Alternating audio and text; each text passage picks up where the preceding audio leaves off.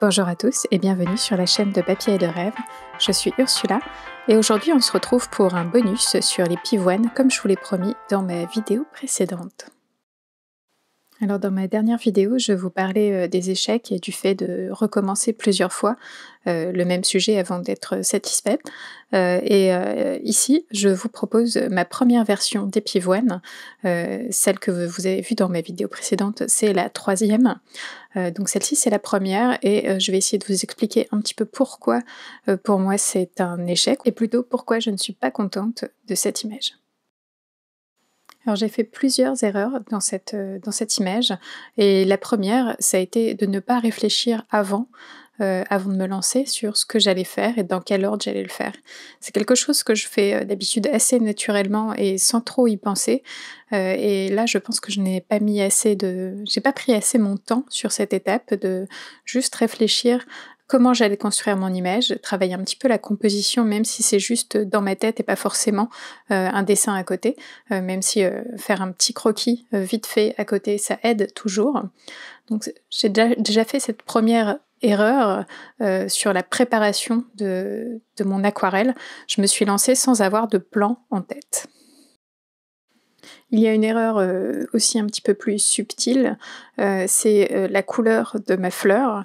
J'ai décidé de travailler ici qu'avec la laque de Garance Rose et ça donne un rose un petit peu trop vibrant, trop punchy et je pense que un rose qui tire un petit peu plus vers le bordeaux, vers une teinte un petit peu plus sombre et un petit peu plus mystérieuse serait la bienvenue ici dans cette image.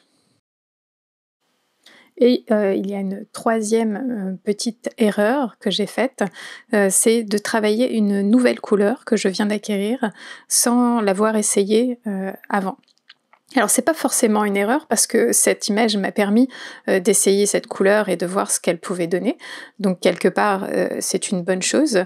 Mais du coup comme je ne suis pas partie avec en tête d'essayer juste cette couleur et de voir ce que ça donnait, je suis forcément déçue du résultat de mon image.